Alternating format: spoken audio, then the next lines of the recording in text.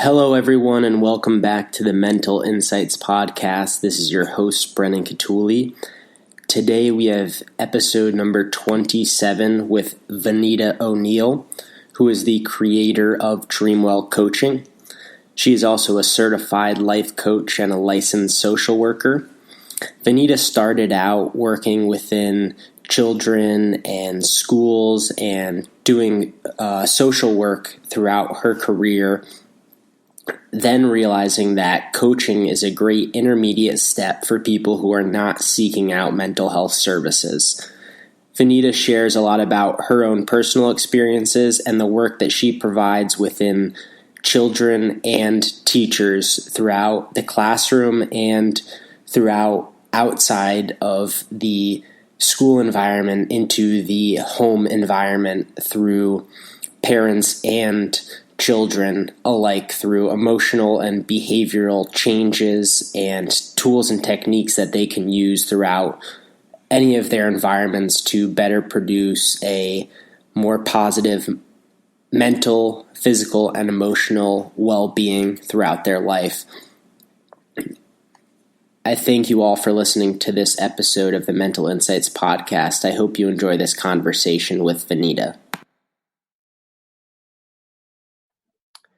Thank you, Vanita, for being here on the Mental Insights Podcast today.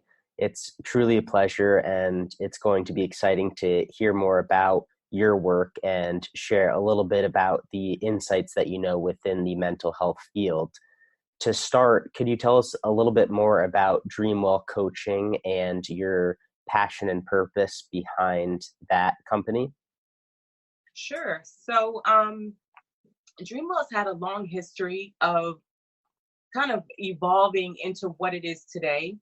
If I can start back from February of 2011, when it all began for me, it was a personal journey of just probably being at the lowest point in my life.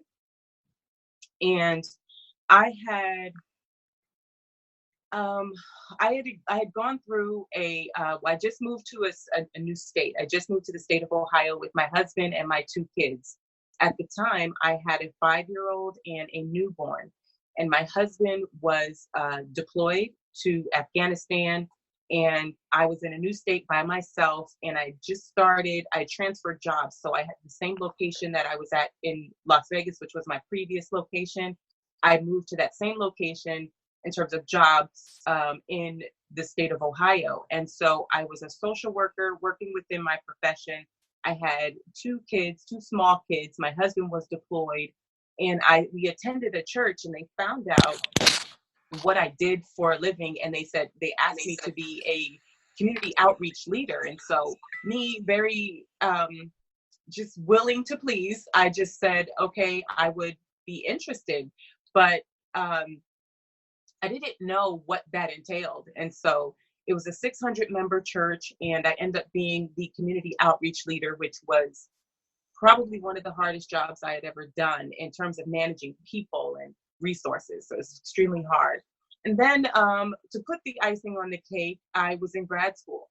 And so I had probably the top 8 of the top 10 stressors, which, all came down at one time in my life. And so when I went into my room of just despair, going through my mind, I had came home from work one day, and I laid my kids down, and I just said, oh, I can't continue this way. Working as a social worker, one of those things is enough, but all of those things together was just taking me out. And I just said, I need to do something. And I'm extremely visual, so I created a vision board. Only at the time, I didn't know what a vision board was. I hadn't even heard of the term.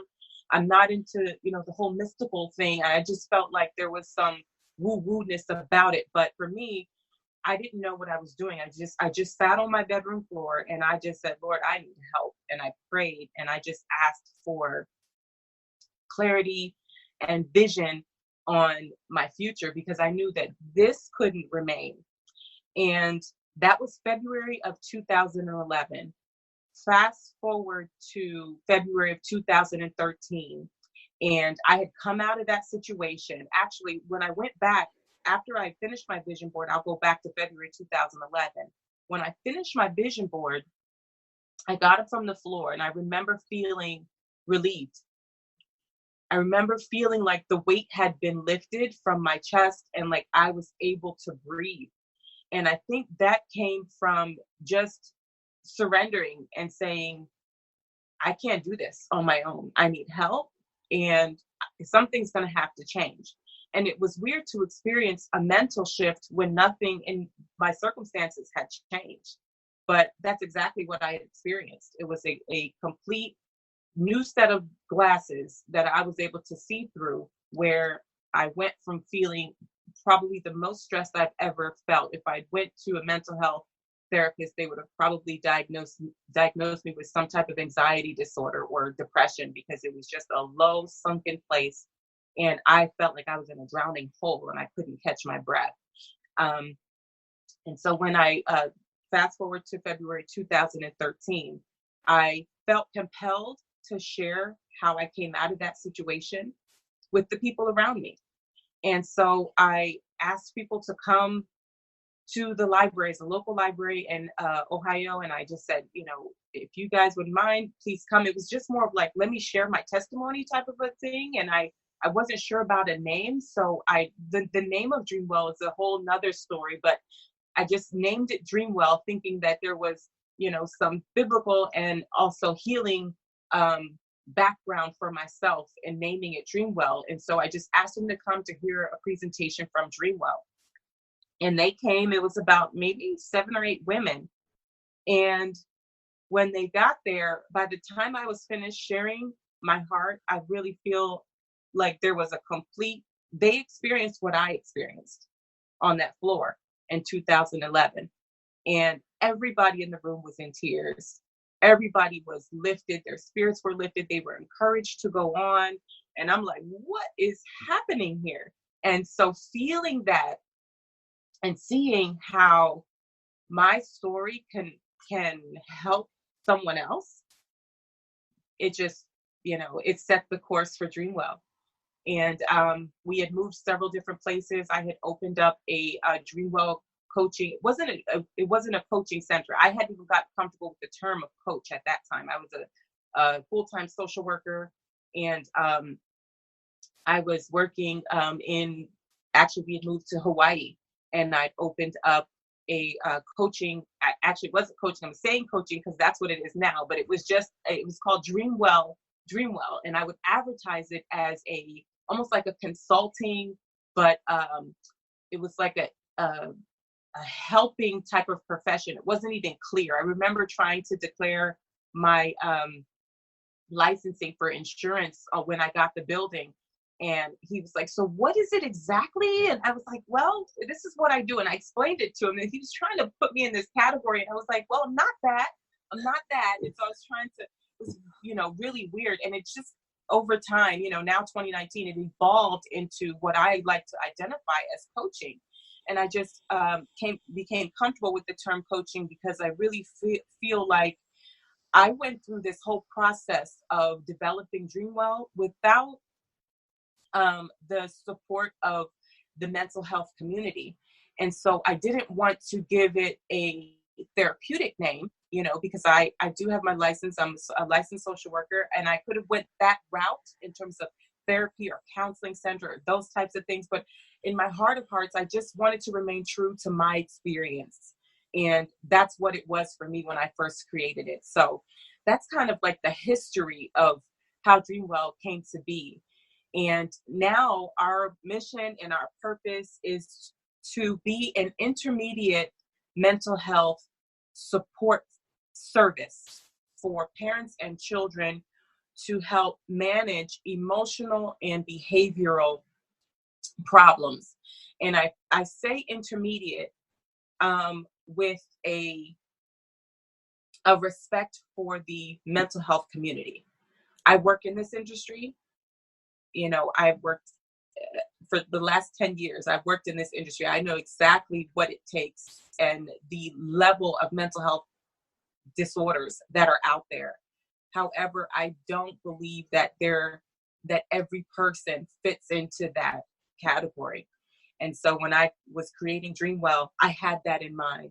So now here we are as a mental health coaching, a intermediate service for people who may not need mental health services, but just aren't sure.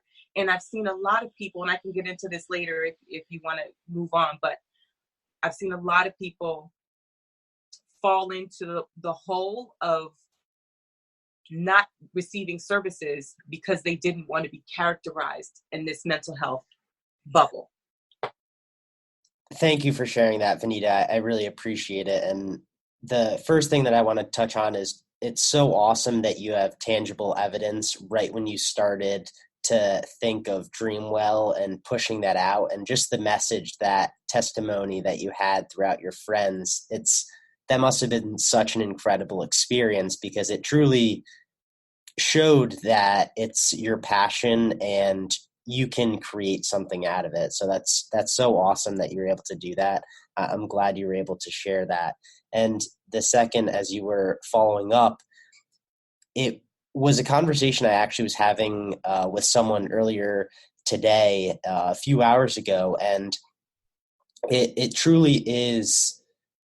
It's remarkable because there's so many people that don't seek out the resources due to that stigma, due to the labeling, due to, what's associated with that measure. And we were saying, there's such a large percentage that is in that intermediate phase of, if I am struggling with a mental health challenge, but they don't want to seek out those resources. And I think it's so awesome that you characterize and phrase your work that way, because often I do see coaches or, people that like to phrase what they do within coaching, and they try to speak to themselves as being a mental health service and such. But I feel like you phrase it very well in order to say that, this is for the people that are still, struggling with the issue, but, they're not trying to seek it out. And I think you're doing a great step, because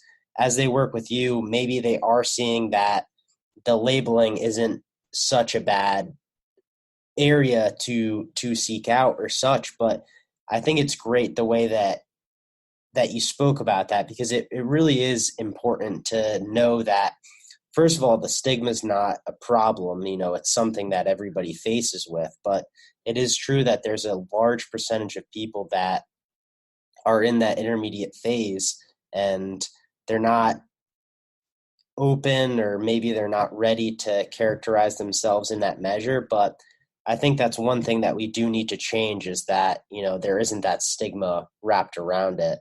But I think it's great that you offer the services in that way, because it's such an important step, I think, within mental health to, phrase it the right way in order for, clients, patients to feel comfortable and welcoming to come to you for your services.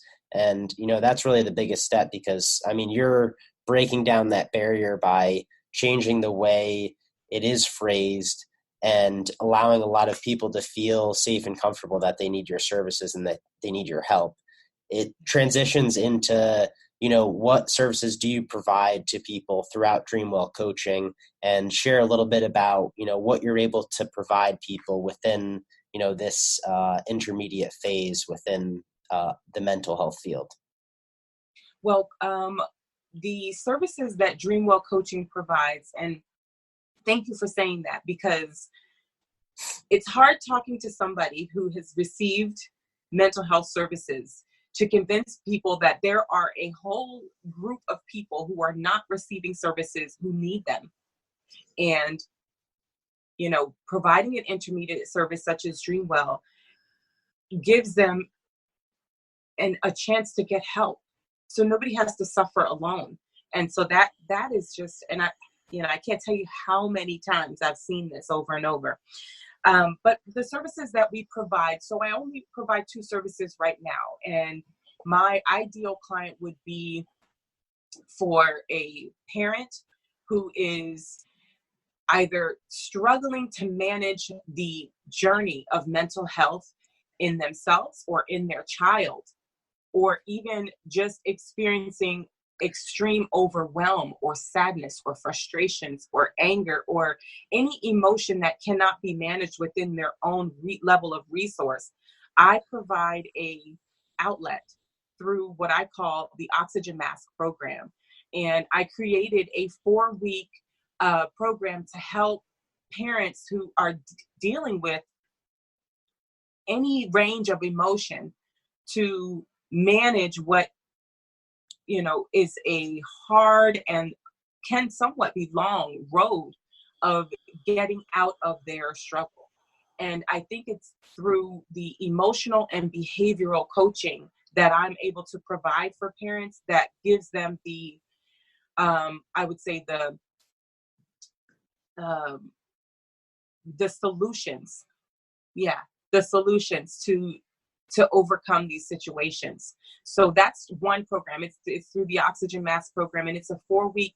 I like to call it a 4-week course because I like to go to be extremely intensive with individuals. However, it is individualized because I've worked for many companies living in multiple states where the program is designed as a less of a template and more of a outline. I mean, less of an outline, more of a, like, it's, you have to do these steps. And for me, I designed my Oxygen Mask program as an individualistic program where I'm able to help the individual where they are, because everybody's at a different place and has a different understanding. So I think the first component is really just teaching them, educating them on this whole process.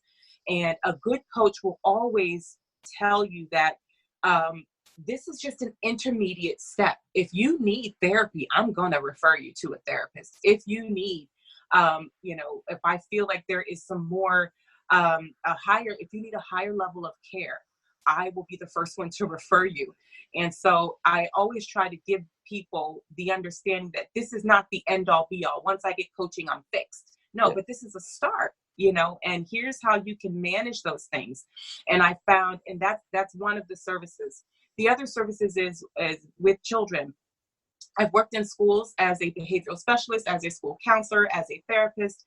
And the things that I would see, it would blow your mind, Brendan. I mean, just some of the stuff that I had to encounter on a daily basis. The amount of kids who say, I want to kill myself. The amount of kids who say I'm triggered, the amount of kids who laugh when the children are coming to see me because, oh, you must be crazy. That stigma is there. And, I would just feel like there's so much missing in our schools for our children that, I really felt like one of the needs that Dreamwell could meet is not only working individually with the kids to provide I would say what I like to deem as quick interventions, where children are coming to school, they had a bad night, they didn't sleep well, they didn't even eat breakfast, they didn't see their parents didn't come home, they were up on their phone till 4 a.m., they're tired, they're cranky, they want to fight everybody they see, they're cussing out teachers, all these things that happen in schools that nobody, unless you're a teacher, you don't really hear about these things. And so being a parent, I just, my heart would break. And so I would say, let's go. I would pull them in my office unsolicited without the going to have to see me on like a mental health type of consultation or assessment. It would just be, let's deal with the problem and let's help you manage the day. And I would start there with the child. And many times they would be, I could help them recalibrate or regulate their emotions. And so that's what I provide for children. And the last component is for teachers. And for teachers, I like to provide them the education or the skills that I believe they need in the classroom to manage problematic behaviors. Because when you have a kid who's autistic sitting next to a kid who's OCD, it's a firestorm waiting to happen. And, whether the autistic kid is poking you or clicking or tapping or, whatever he might need to do to help regulate himself, it sets this OCD kid off. and forget the intermittent explosive disorder or the post-traumatic stress disorder or anything that might trigger another child in the room. And so then before you know it, you have an explosion in the room and they're calling security or asking for help or sending kids to the principal. And I just feel like if the teacher was aware that these two can't sit next to each other, and here's how you can manage this problematic behavior, small fixes, let the kid who wants to tap go into a space that's comfortable for him. Let the kid who's mostly angry create his safety bubble, whatever that looks like. And so I want to train teachers, and I've had the chance to do this at the previous school when I lived back in the United States, and I was able to help teachers daily. I mean, it was a daily work. With managing these, I would go into the classroom and it would be chaos, and I'd have to take out the problems, the kids who were creating the problems. And after talking to them, I'm like, well, this was an easy fix. I could have helped you with this before it gotten into a fist fight. And so those are the services that I provide through Dreamwell. And I really feel like those are when I say intermediate, those are the intermediate services that sitting down for an hour with a therapist is not going to help.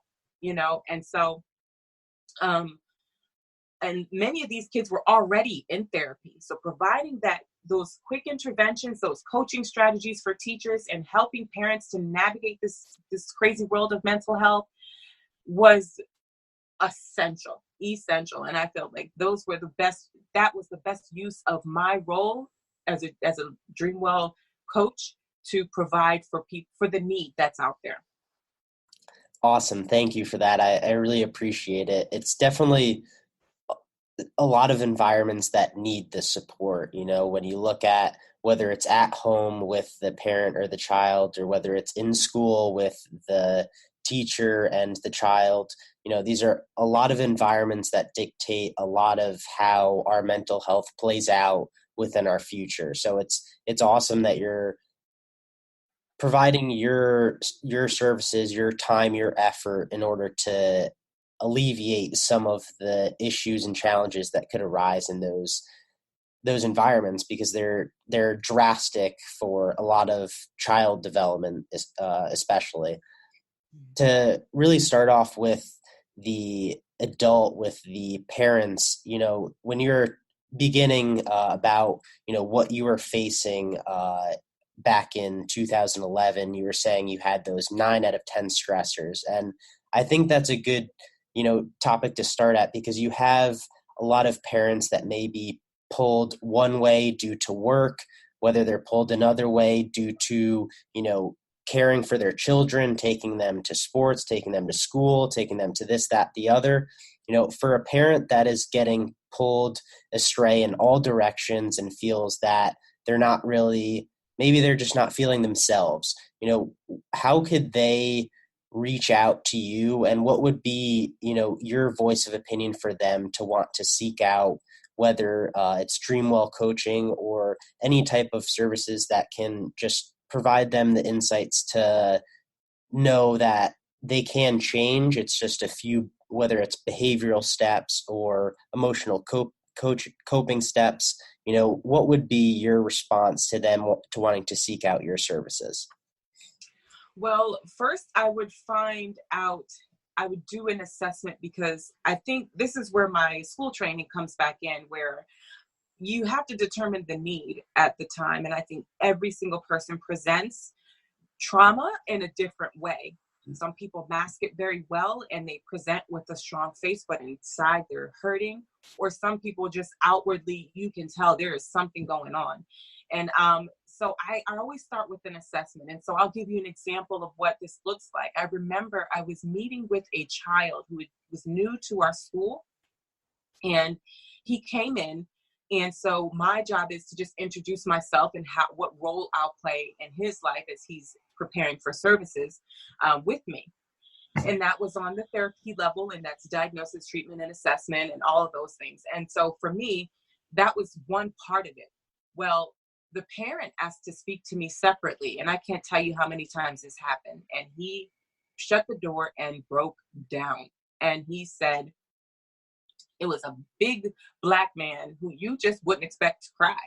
And that caught me off guard. And I just was like, oh, wow, you're hurting, and so much so that he was just exhausted with having tried so many things that did not work. And I just listened. And that's what he needed at the time. He needed to know, he needed me to normalize some of the things that he was experiencing.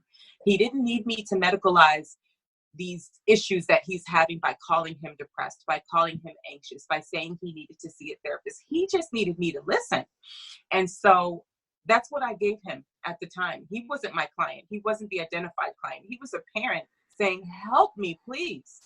And this just solidified Dreamwell's work, because sometimes you just have to listen, and people need to feel validated through their frustrations, through their anger, through being confused, by navigating this just roller coaster of emotions that people experience.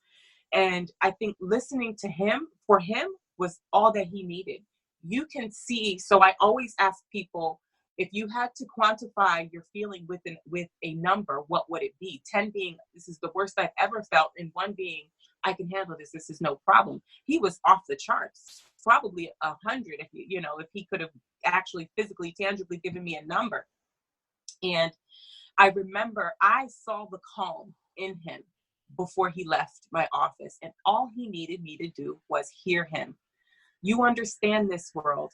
I need you to validate that I'm not crazy. I'm not going crazy. And I need you to listen to me and just tell me that I'm normal. And so when I was finished talking to him and I gave him some solutions for his son, he was so relieved. I would say he scaled back to probably a 5, leaving my office, feeling that I'm empowered to do something to help my child and myself manage this whole world of craziness, and for him, I just felt that's a win, that was a win. And it was a great experience. So that's an example. That's awesome. Thank you for sharing that. That's such a great example to share. It definitely shows how powerful just having your presence there for someone to speak and alleviate some of the things that they've been facing is all a lot of us, really need. And, for a lot of people, that is what therapy, it's that purpose, just to be there and to have someone to talk to. That's a comfortable environment that knows how to listen. And, that's so awesome that you have that as such a, that's such a pillar in terms of the work that you do. Just you being there can drastically change someone's day, but you're the one who is putting yourself out there, putting that time out there to be there. So that's so awesome. And to go to the flip side of things, in the child's perspective, for a lot of people, this is the stigma of why a lot of people don't reach out, children especially, because one, they don't even necessarily know what mental health is, and others because, they don't really want to remember any of the maybe trauma that they experienced, or whether it was a challenge that they had in a relation with someone else. So, for a child that, has experienced trauma or any type of challenge, what is the best way for, yourself or any type of service to try to, bring in children that are facing some of these traumatic issues, or, just having trouble managing their emotions, or having, a relationship with their friend? How could we make it easier for children to want to, speak out and just, share a little bit more about themselves? Because I think if children did know that services were out there, they would come and share a lot more that they've experienced and been through, compared to now, when a lot of it is bottled in. And then 20 years later is when a lot of these mental health challenges arise within, young adults, because they experienced a traumatic issue at their youth. So, how can we try to change the way mental health is viewed, and try to bring in more, comfortability for children today to seek out the services such as Dreamwell coaching, such as therapists, such as, any type of mental health service today? Yeah. So, what I found to be most effective is the education piece. And so there's many components to this. Now there's a level of issues that identify right away as being symptomatic of a more of needing a higher level of care. Hearing voices, schizophrenia, terms that are, you know, are going to trigger a higher level of care right away. And for those issues, as a mental health professional, I have to say, go to a doctor right away. But then there's these issues that, no, I just hate my dad. I just wish I wasn't alive. I don't have a plan to kill myself. I just don't want to live today, or the child who is just angry at the world, and they can't pinpoint the one issue that might have triggered that anger, but in talking to them, it spills out in everything they do. These are some of the issues that I would deal with as a mental health coach. There's some issues that are distinguished for a mental health therapist, and I believe as a mental health coach, this is where that intermediate piece comes in. For the child who's angry, who's coming into the school and punching a locker, you don't need a therapist in this moment. You need somebody to intervene right now. And that's who I am. And so when I go into the schools or even sometimes in working in the home, and that's the hardest work, by the way, but I can only imagine, because you deal with the family dynamic, but working with these kids and getting them to understand that, there is this language that we are giving to I guess what we deem as helping these kids through therapy and through coaching doesn't feel the same to the kid. And what I mean by that is I did a small survey in the school that I was at, and I asked kids, what feels good? What feels better to you? When you say therapy, what does that bring up for you? When you say coaching, what does that bring up for you? And many times, actually 99% of the time, the children would say, coaching feels better to me, because they were free from having to explain it to their peers when they would see a coach or when they would go to see somebody for therapy. Because therapy in schools, kids are unforgiving. They are relentless, they are honest, and they're going to tell you exactly how they feel. And so for many of them, it felt better to have somebody who's coaching them through a problem versus somebody who's giving them therapy to fix them. And this is the things that why we had to educate them. And I think that's where the education piece, why it's so important, because they have a representation in their mind that therapy means I'm broken and coaching means I just need a few tweaks. And so it felt better for them internally to be able to say, I just need a coach, or I'm going to talk to my coach versus I'm going to talk to my therapist. And I think that it allowed the kids the freedom, for one, to decide, for two, to become empowered in terms of how they were able to make this fit in their world. Because if in their world, they're dealing with bullying, they're dealing with teasing, they're dealing with parents who don't understand, what it is that they're feeling or what they need even, then this coaching is okay because it helps me. And if I need it, then I can go to therapy. So for me, a large part of what I do is educating them on the differences between the two and how they may have a misconception about what therapy is and how it can also help. Because like I said, many of my clients have a coach at school for me or a therapist. They have both. And so I think the education piece is huge. And then framing it in a way that allows them to feel safe with receiving services. That's wonderful. Thank you for that. Yeah. It's definitely important to, try to normalize the conversation and make it okay for children to, seek out whatever they need, which is definitely very important. And then on the flip side, you have, teachers, you have other different professionals within a school environment that need to know how to, manage these children and understand the best way to act and speak to, these children throughout their day. So how can you prepare any other, staff members, teachers to help manage, children throughout their day? Because the growing rate of mental health conditions today is definitely alarming. So, what are some ways that you're able to help train and teach teachers, about mental health and how to, interact with some of behavioral issues within students, or, different types of challenges that may arise throughout the school day? Yeah. And that's a great question. And, one of the things that I love to start with children, with teachers, is self-regulation. Because what happens is students and parents kind of forget that teachers are humans. They're not robots. They get angry, they yell, they feel certain ways about children. Some teachers don't like the kids that they have to deal with, especially if it's the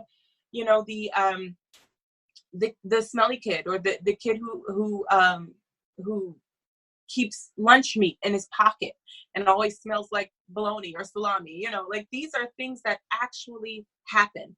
And so when teachers have to deal with this, they have their own experiences that have created their viewpoint. And sometimes it reflects negatively on the child. And what I like to tell them is, your children can feel how you feel about them.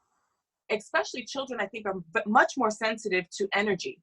And you might think, I'm putting on a good face. See, I'm smiling and I'm not yelling. However, they feel you don't like them. And many of my students would come to me and say, so-and-so doesn't like me. This so-and-so doesn't like me, and I don't like her either. And this is what the communication is from the child. And so my first skill for any teacher who is working with children with problematic behaviors is, first, regulate yourself. You have to get rid of all of the limitations that would keep you from helping this child. And I do that by reminding them of the reason why. Why did you start in this field? Remember your reason why. And usually that grounds them. It provides an anchor for them to really understand that their position in this child's life is extremely impactful. And a child feeling unliked by an adult is, you might as well be punching him in the face, and that's what it feels like to this child who is trying to get the big bully teacher off of them, even though the teacher's like, but I'm not doing anything. But you don't call him up to your desk or ask him how his day was, or even look him in the eyes when you talk to him. So these are some things that I help teachers do. Self-regulate.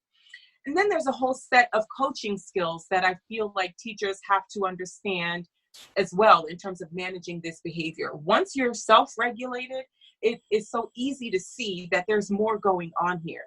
I always tell teachers, never diagnose your children. That's beyond the skill set. Don't diagnose your children. Give them the opportunity to talk to somebody about their problems. Refer them to the me's of the world, refer them to the school counselor or the school therapist. And let them get the proper services to help manage the issues. Because sometimes it's not I hear this a lot. That kid has ADHD. That kid has bipolar disorder. That kid has OCD. How do you know?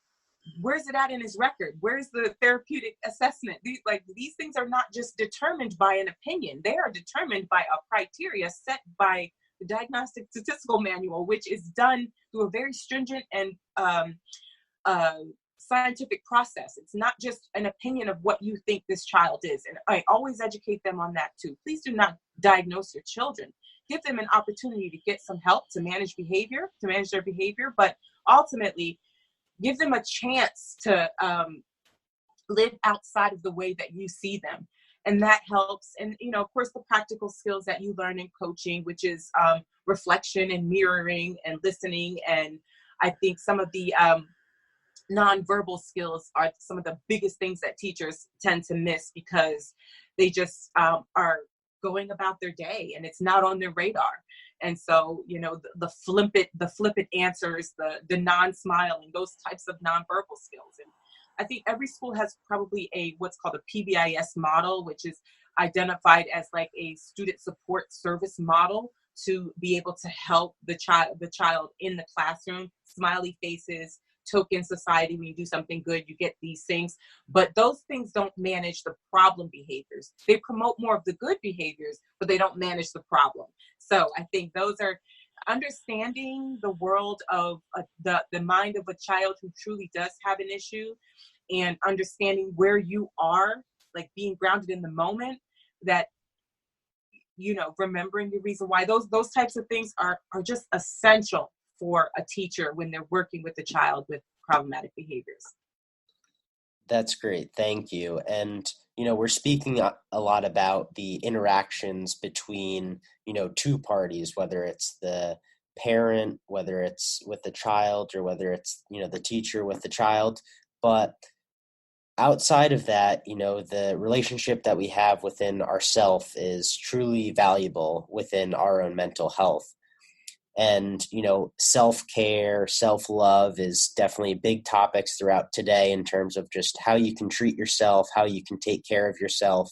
So for, even whether it's the adult or the child, what are some ways that they can focus on taking care of themselves and providing a warm and, comforting environment for themselves in order to promote better mental health? Yeah, so there's so many things that I think are missed in the basics. So there was a book that I read. It is called the the the God Mind, I believe it's what it's called. It's by Timothy Jennings, and he is a neuropsychologist, I think, some big fancy term where he studies the brain and behavior, which is amazing because that's a connection that wasn't made before in terms of mental health. But anyway, one of the things, so the book was amazing. And so I was very excited to hear his point of view. And I sent him a letter. And I'd asked him, hey, I work with these kids and I'm seeing these levels of aggression, and I'm seeing this, some of the things that I was seeing in the schools. And I wrote him about these things. And I asked him, what is some of your best advice that I can give to these parents, that I can give to these teachers on how to manage within the realm of just, okay, I have this mental health issue, or I have this child with mental health, or even that I'm managing this child with mental health. What can I do? And he told me the most simplest and basic of answers: proper sleep, diet, exercise, positive home environment, like just the basic. And I'm like, really? I'm expecting some huge, deep uncovered secret. And he's like, back to the basics. And I found that diet is not talked about enough in our mental health community. I think that is one of the number one pieces of advice that I give to my parents. What is your child eating? What are they putting into their bodies? And I always say, I even created I believe it was a YouTube post, something on my YouTube channel that said your food affects your mood. And it's so overlooked because we're like, no, it's the medication, it's the environment, it's your food. What are you putting into your body? And so I really like to say, in terms of self-care, what are you putting into your body? What food are you eating? From the dyes to the chemicals to the packaged, processed, GMO versus non-GMO versus MSG, all of the partially hydrogenated oil, all this stuff that we put into our bodies that we're just like, we don't think about it at all. I remember, I was talking to one of the parents. I was working in the school again, and one of the parents was like, I just don't know what's wrong with her. She's acting this way and this. And she's like, and she does this mostly at school. And I said, well, what is she eating? And she was sitting right next to me eating a bag of red hot Cheetos. fingers full of red dye, sucking on her fingers. And I said, I can guarantee, take these things out of her diet and you will see a change in her behavior. And it was like lights came on, like an aha moment, like, I hadn't even considered, they're like, the therapy's not working, and so they're complaining and they're upset with their outside therapist. And I'm just like, your food affects your mood. And it was just like eye-opening for this parent to even consider that the food is part of it. And the child was slightly overweight already. And she was just dealing with the mismanagement of her mind. And it was affecting her feelings. She was sad and depressed. And she would have these spikes in her mood. And they were drinking these large monster drinks every morning. They come in with these large, and I'm like, what is that? It's a shot of caffeine. And it jolts their body. And so they want to run around the halls and, punch lockers. And it's like, wait, what is happening? So the basics, and that's what I go back to the basics. Your food affects your mood. Exercise is extremely important. It creates the endorphins that you need to be able to get up and have the energy to go throughout your day. Turn off your phone. It's another one. Have a phone curfew. Shut down the phone for them at night. And in terms of self-care, I always look at what they're watching. I said, you really don't know what your child is seeing on that little screen of theirs till 4:00 in the morning when they come to school and they're dead tired. Like, didn't you just wake up? Yeah, but I didn't get any sleep. Well, why? Because I was on, YouTube all night. Well, here's why. Or playing video games or whatever. So it's the basics. Go back to the foundation. So that would be my advice.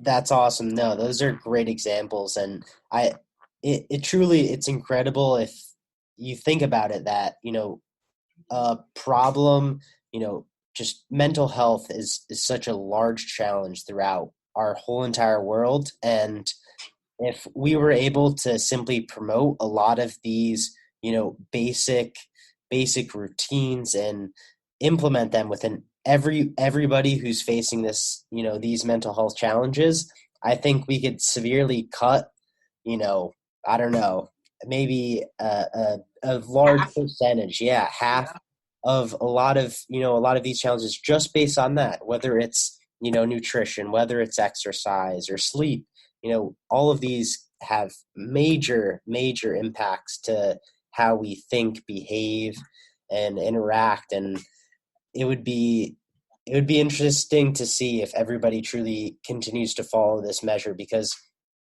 it's something I realized within my mental health, within just the way that I thought and interacted with people as I started to focus more on my nutrition, especially, and my sleep. Those were like two things that I really took control over, and it drastically changed the way that I even felt throughout a lot of the day. So it's hopefully it's something that continues to grow within, the mental health community, because it's truly some of the, best ways that you can take care of yourself in, a quick measure. It's not stuff that takes a lot of, deep thinking or, a lot of pressure to get towards. It's, finding the right time to go to bed and, just changing what you're eating. So you're not like consuming more time throughout that. And as simple as a 15-minute walk can drastically change. Oh, yes. Yeah, it clears your mind. There's so many benefits to just a 15-minute walk, getting out into nature. So it's awesome what, the basic necessities of, human needs can change the way that we actually act and think. So it's incredible. And it's interesting that we're just kind of finding this out now. We're just realizing that it's so drastically important. Absolutely. So, it's great. But at least hopefully we can continue to push this message and bring it out to people, because it definitely is an important topic. And, speaking on something, a little bit of what we talked about earlier, we spoke about some of the barriers and some of, the reasons why someone may not seek out services. But I think it's a good topic of conversation to speak about, what are some of the barriers? What are some of the things that are stopping a lot of people, whether it's a parent, whether it's a child, whether it's a teacher, of like seeking out services and seeking out the help that they need because we spoke about there's a large percentage that still doesn't seek that out, and whether it's the intermediate services, but what is the true cause of why a lot of people aren't seeking out mental health services today? What are the barriers? What are the things that are stopping a lot of people? Well, from my experience, and this is what I can speak wholeheartedly from because it's what I've seen with my own eyes, is that a lot of people are put off by the world of labeling and being given a diagnosis for what they would have deemed a normal behavior. And sometimes it's too intrusive in order to talk to someone. I have to have a mental health diagnosis just to be able to tell you that I'm sad that my father died, and I think that type of within the mental health community, you look at the people who are getting the support and the services that they need and want, and the ones who aren't it's not that they are necessarily in poverty or that they are not educated on the process. Sometimes it feels like they're being intruded upon. I remember doing 15-page assessments before I can diagnose someone as a school therapist. And it was like, or even just when I worked in foster care, I worked in foster care for many years. And that was one of the biggest issues. It was like, that they had to have a mental health diagnosis for just experiencing a hard time in life. And it was almost unfair to them. And there wasn't another option at the time. And I didn't have any solutions at the time. And so now I'm able to say, hey, here's Streamwell. You can still get the support you need. You can still get some help to manage the issues. And if you need a higher level of care, I'll refer you and I'll be happy to do so. And that gives them the out to be able to say, okay, I'll try it so I don't have to go without. And then there's this world of that's one of the things in terms of being super intrusive and having to tell your life story just to be able to tell you that you're struggling with managing the loss of your father, and so that's one of the issues. And then another issue is NAMI had done a study on the wait times. You're familiar with NAMI? It's the National Alliance for Mental Illness, and they said that people are being deterred from receiving or from going to get services because of the 2 to 3 month wait times. I remember when I was working in many different states and that I've lived in, and the parents would say, I did what you asked me to. I went to get an outside therapist, and I wasn't, and they can't see me. They can't do a mental health assessment for 3 months. And they're like, so what do I do now? And I had nothing to tell them at the time. And I would have loved to have said, hey, here's Streamwell, but it's just a missed demographic of people because just that one variable, which is wait times. And it speaks to the need. It speaks to how bad this problem really is. It's 1 in 5. So you can 1 in 3 or 1 in 5. I thought I read 1 in 5 on the NAMI website have a mental illness or have a serious mental illness. Mm-hmm. And these are things that can be controlled if there was an intermediate service. If we had more of me, more of my service, more of this out there, imagine how many people would have felt the support they needed in those times. I remember, not even too long ago, there was a person who needed, he was feeling suicidal. And because of he called his doctor, and his doctor said, are you in any immediate danger? And he said, well, no. Or do you have a plan to kill yourself? No, but I'm feeling these thoughts won't leave me. And I'm feeling like I can't see you. And it was like, wait, if you can't see him, then who do you see? I'm not real sure about that, but it's just the need is so great. So I get it. And I've been on the other side of this. So I remember my calendar. I said, I can't take any more clients. I have too many. And it was just, the need was so great. You can't do that in a school with 300 kids. They need you and you got to be there. And so that's also part of it. The long wait times. The other one is medication. Over-diagnosing and over-medicalizing and under-medicalizing. Giving kids medication, this is a tough point for me because of some of the things that I've witnessed, some of the kids that I've had on my caseload, and the things that I had to endure as I'm watching a kid who is drugged out barely keep his head off the table because he's overdiagnosed. He has too much medication. And, they're trying their hardest to manage within the confines of what they're given, because doctors have to work within a certain restricted, area as well. They can't see you every week. They can't, there's so many things that they have to try to do as well. And these medical cocktails that they give these children, sometimes it would blow my mind. And that's another barrier. And it was sad to see, one of the little ones, he was in maybe third grade, and it was just, it brings chills and tears to my eyes right now just to talk about it, because to see a child that young on doped up, it just takes you to a different place. So those are three of the biggest: overdiagnosing, medications, long wait times. Those are the biggest ones that I've seen, and then also in the medicalizing of normal behavior. Everything has to be a mental health disorder as opposed to just me going through a hard time, and I think it's unfair to have to give a mental health diagnosis just so you can medicate, and I was on the other end of that. So I know what that feels like to have to do that. And so when I created that quick coaching model in schools, it was super effective, because not only did they not have to get, a mental health diagnosis, or they could avoid the stigma, it was also them being able to feel normal. And that was very helpful. So there's a lot of issues there, and some of them are very close to my heart, but I feel this way because of what I've experienced and what I've seen with my own eyes.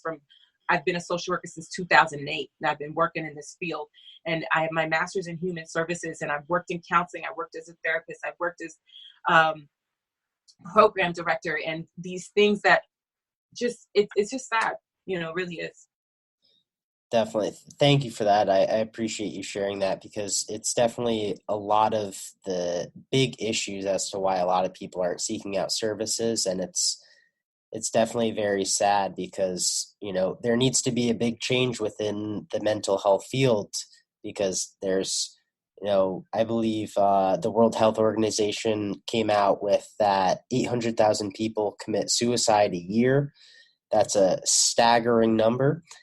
And it's, we need to create a resource and an environment where people are going to feel safe to want to come and seek out the services. So there needs to be, a drastic change with how we, continue to push this message, whether it's a big increase within mental health professionals, whether it's changing the way that, it's spoken about altogether, whether it's, changing the way that we, approach medication. There definitely needs to be something that changes throughout this field, because it's causing a lot of harm. And, as you can see, people who aren't seeking out the services aren't staying alive, or maybe they're not even having any services, and they're, miserable for the rest of their lives. So there's definitely a lot of people suffering, and, we need something to change soon, before these numbers continue to increase. Yeah. For my last question, it's something that I ask all my guests, and it's a way to basically leave one last, lesson or experience about your own life. And really, I want you to picture that, or maybe whether you are writing a book about your life. And I just want you to give a little insight into what one of the chapters of that book would be called, and give us a little insight into why. So it could be a lesson that you learned from. Maybe it was an experience that you had, or maybe it's, an example of what you've gone through within the mental health field. Just give us one last little approach of a chapter within your own life and why it's meaningful for you. Well, I would say it would probably be something along the lines of Dreamwell being the epicenter of intermediate support services for mental health, because the problem isn't going away, it's getting worse. And if we do not provide another avenue outside of what's already being provided. We have therapists, we have counselors, we have doctors. We need mental health, behavioral health coaches to be able to impact the need or support the people who actually need the services. And to me, that would be the best chapter of my life. If I can make DreamWell the epicenter of the mental health support services for intermediate care, that would be all I need. I mean, because I wouldn't have to see so much suffering. There would be solutions when somebody's mad, sad, or angry, or feeling all these emotions that they can't manage on their own. And it would also help people who don't want to do it alone. And a lot of people are feeling like, I have to try to navigate this on my own. And so for me, I'm a helper to my core. You know, I've been helping people since I've been 5 years old. If I can provide that service, this will have all been worth it. So, yeah. That's a great answer. I really appreciate that. And I'm excited to see this and see this in action, because I really do love the way that you approach your own services and being in that intermediate step, because it's so vital today. You know, as we've spoken throughout this conversation, you know, a lot of people don't want to seek out mental health services, but you're that first step that a lot of people take, and it's so essential. And I completely agree. We need more of these coaches. We need more of people that are in that intermediate phase, because that one step could leap to a lot of, healing within a lot of people today. And we could drastically reduce the numbers of who is suffering today. So I really just want to thank you for the work that you do, for being on here on this episode of the Mental Insights podcast. It was a pleasure to interview you, and I can't wait to see, how DreamWell Coaching continues to make, substantial changes within the lives of adults, children, and teachers today. So thank you for being here. Thank you. It was my pleasure. I really enjoyed this. Thank you so much. And I wish you all the best of luck for the work that you're doing.